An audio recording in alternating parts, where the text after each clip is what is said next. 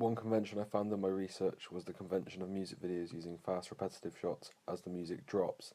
These tended to focus around close-ups, medium close-ups, with the subject in centre frame. One example of this would be in Secrets, where the male and female protagonists are shown on the motorbike as the effect of their dream allows them to bring it to life. This was a medium close-up and shows them in the centre frame. This meant that the audience was able to focus on them frequently to see their emotions to a very laid-back situation, seeing both of their emotions and how they are reacting to the unorthodox situation. It links perfectly to Bloomer and Kat's theory of personal relationships, as the audience will want to feel like the couple happy in an odd situation that probably neither of them can fathom. Also, for those audience members without a significant other, it gives them the ideology of those who do. In my music video, I applied this convention frequently, making sure all characters appeared centre frame, especially the main protagonist, as they are undoubtedly the most important, and without the aspect of mise-en-scène, the narrative would be hard to understand. The centre frame allowed illustration of his emotion easily and seeing his reaction to all problems and climaxes in the narrative.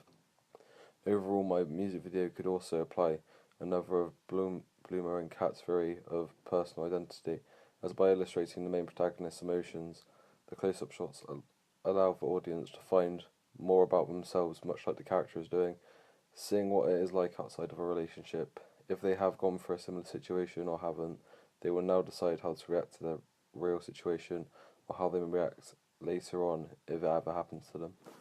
Another convention I applied to my music video was that of using establishing shots. One music video in prior research that does this perfectly is Gold Skies. Throughout the music video, they used establishing shots to show the audience where they are.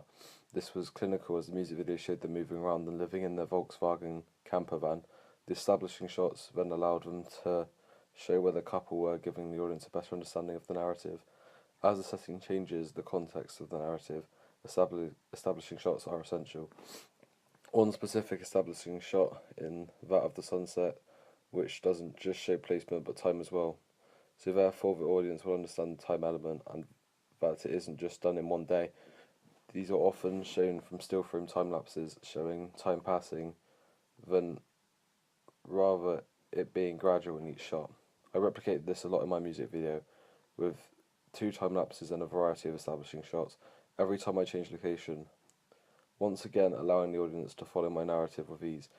In the majority of my establishing shots, I focused on the setting rather than characters, as in correlation with the narrative, it needed to tell the story of setting rather than the character. One more convention I used was following a narrative instead of performance. Of all the EDM music videos I researched, all of them showed some narrative within their music videos. If a song had lyrics, they definitely had links to visuals of the music video. Some were more of a connotation, for example Secrets by Tiesto included the lyrics, "I'll take you on a ride if you can keep a secret." This had a connotation in contrast with the music video. It suggested the secret is the dream the girlfriend is having, but the boyfriend is managing to watch through a headset device. So therefore I focused my music video around the lyrics too. As the lyrics of shots represented a breakup, I decided that I would base the music video around one. Although specifically, as one lyric reads over and over and over again, I decided to end the music video on the cliffhanger of the two potentially getting back together as it is happening over again. This subverts Goodwin's theory of narrative and performance, which suggests that the music video should focus on the performer to advertise them instead of focusing on the narrative. However, this doesn't apply directly to my music video, as for one, the main performers are not too well known to this idea of star image, so it wouldn't be applicable. Also, they are doing a remix of the song, so it is unlikely either the original band Imagine Dragons or the DJ's Broiler would take 100% credit for the remix, as it may come across poorly, so neither party are responsible for the whole second edit of the song. As well as using conventions, I also subverted a lot of them, as I didn't find it necessary to the action shots in the scene. For example, in my many progressive house music genres, they used editing techniques such as layering, in which they'll apply an electronic feel to the music video.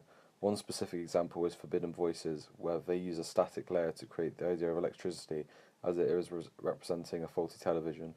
Although when this happens in a progressive house music video, the narrative is also combined with a performance, and as my story is completely narrative, I thought that it would be better to not apply this. On top of that, my narrative has no link to electronics, unlike music videos, such as Secrets. Therefore, it would make sense to stay away from this sort of editing technique.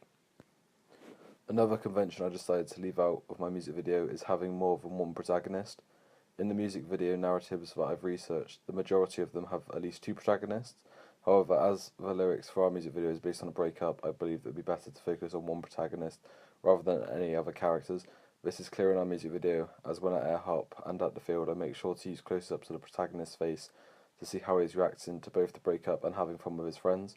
It is necessary to the audience to see this, otherwise they will not know the context of their relationship, friendship, and how he is responding to the current events.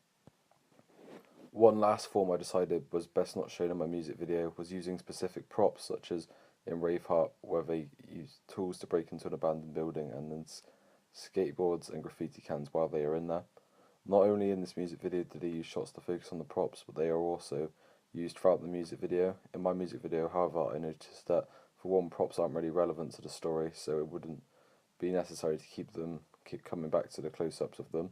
Whereas in Braveheart, the graffiti cans are being used to spell Braveheart, and it is not till the end till you see this. Therefore, to add cohesion, they use it, but in mine, this is not necessary. Although I do occasionally focus on props, one example would be when we enter air hop and they put a wristband on us, in which I use a close-up showing them wrapping it around my wrists. This is only to provide context and not cohesion.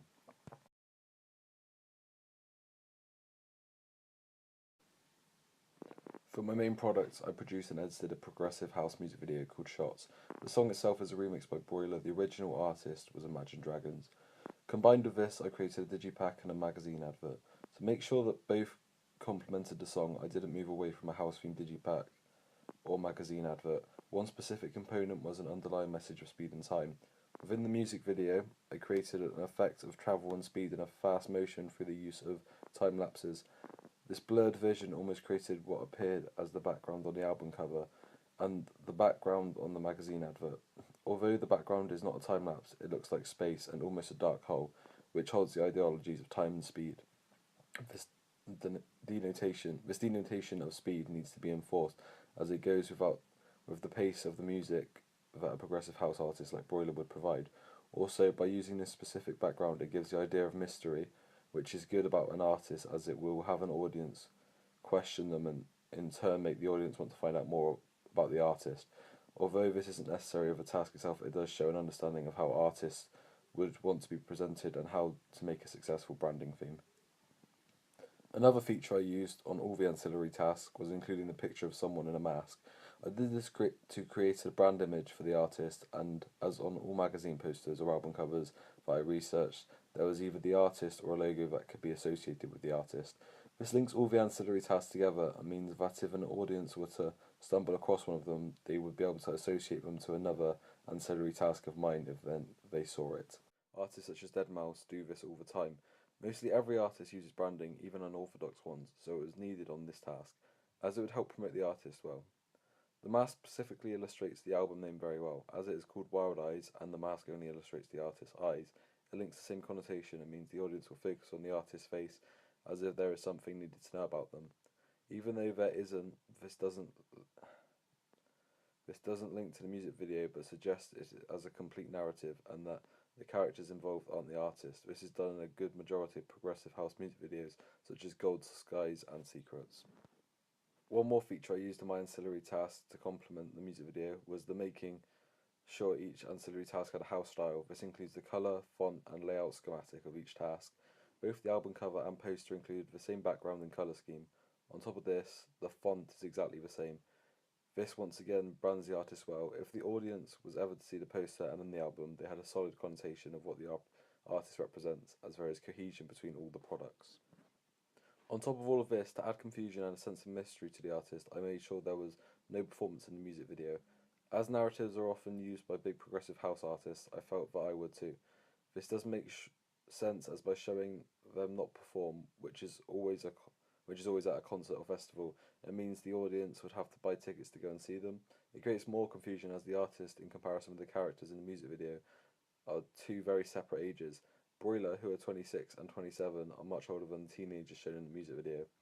Although the narrative does not link to the lyrics here, there would be no reason that the characters could be the same age as Broiler, but as not all the audiences will listen to the lyrics as they are more likely interested in the music. It doesn't matter to make sure the narrative links to the artist, but for those who do, it will create the idea of mystery, which will create more interest for the artist.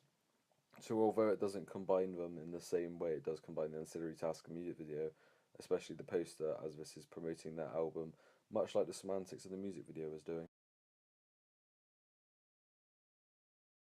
To get the best feedback from my audience, I decided to write them specific questions to make sure I could gauge what was necessary to change and or keep the same. These included: do you understand the narrative? What is happening? Who is the main character? What problems were there? Would you say it looks like a house music video? And did you understand any of the flashbacks, e.g. the field scene? One of the main problems that the audience mentioned was the quick change from being in a field to a car.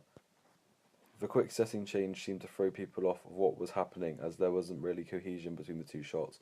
Although some said with the time lapse used beforehand they could tell the change in scene and time made sense. I decided that if I ever did something similar to this again, that I would make sure cohesion as was used between all aspects of the music video, or at least where it is needed. Another problem that they mentioned was a dip in quality of shots. This mostly took place in AirHop, where we used both the GoPro and handheld camera. The major problems were shaky shots and low quality, which were seen as blurry by some people. Although I did use the shaky cam application on iMovie to stop the shaky shots. Some weren't able to go through this process, as not only did it dip in focus, but actually cropped a lot of them. This was a problem, especially with close-up shots, in which they lost the majority of the original shot. So them being shaky was a little consolation rather than losing the whole shot. I would obviously focus on keeping the camera steady if I was to film again. Other than these problems, there were no major problems with the filming. In fact, some good points were even given on the music video. These included that some said it genuinely looked like an EDM music video, and it was very applicable to actual music videos. They said that for one, the theme did this very well, as it was very active and seemed to look like something that could be put in a house music video. It was compared to Karate and Never Leave, as they both include a sport-like activity. These were karate and skateboarding. In my opinion, I think other than the theme, the comparison to actual music videos was because of the vast amount of shots that could easily be linked to generic house music videos. A final good thing that the audience pointed out was the cohesion between the flashback in the field as well as the flashback at the end of the video. One person who gave feedback said that it was clear the couple used to go there. This was referring to the flashback at the field. It created cohesion as it was clearly the reason the dump protagonist wanted to meet his friend there. On top of that, another said the ending scene of going back to the day before was very effective as it showed she was still on his mind. This was clear as it was at this setting where the couple broke up, so this event would be on the protagonist's mind. Overall, the cohesion was strong within the flashbacks and events of actual daytime narrative.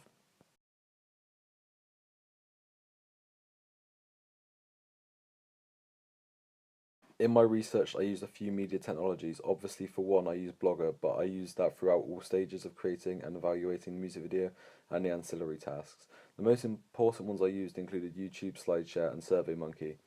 YouTube helped me look at music videos so I could identify conventions of house music videos as well as generic ones. When identifying what genre I wanted to do, and on top of that, it meant I could embed them on my blog. SlideShare allowed me to put a presentation on my blog containing results for one of my questionnaires. This was better than just putting them on a single blog post like my first set of results. Doing it this way meant they were much more organised and made the whole blog look more presentable. Finally, SurveyMonkey meant that I could easily get my questionnaires to everyone. This was done through email and even over Facebook. It was easy to get those who I knew would offer me a good answer. On top of all of this, I could also embed it onto my blog, which was very helpful as it meant I didn't have to write it out and it looked more appealing.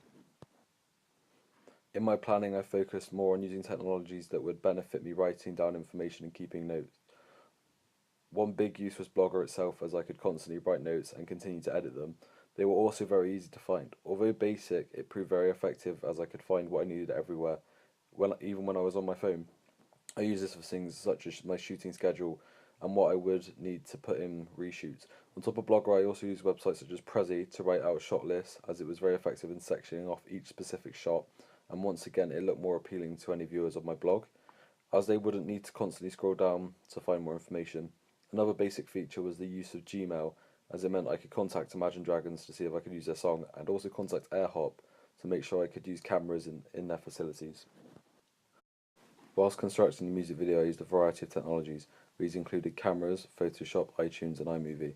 I used iTunes to download the music onto iMovie, on which I edited the filming I had done. The most significant features I used were Shaky Cam, which I discovered this year as it was needed due to all the bouncing and movement at AirHop. I also found out that I could customize the speed of the clips rather than just do a ×2 or ×4. This is effective in helping the time lapses, which were over a long period of time. They were of better quality. I also used Photoshop this year for my ancillary tasks. This was perhaps the biggest feature, as there were so many changes you could make to photos we took and images we used from Google Images. It allowed for a high quality change, whereas iMovie was very limited in changing the music video. Finally, capturing these images and shots was all done on a camera and GoPro. The GoPro was a big change, as we hadn't used this last year. This was used to get POV shots, which were good to show action in the music video. It was hard to get used to. I couldn't keep the quality as high as the handheld camera because it didn't have the same frames per second. Finally, in the evaluation stages, the only technologies I used were my phone for recording the evaluation script and iMovie, in which I presented it on. On iMovie, I took the voice recording and used still images that related to the topic I was talking about at the time. For example, I used a picture of the establishing shots when talking about conventions I tried to keep in our music video. The only editing I did to the still images was using the Ken Burns feature with zoomed in on images. I also decided not to fade out of the images, as I thought it would be a waste of time, and if out of time would lead to temporary confusion of a new or old image whilst talking about a new topic.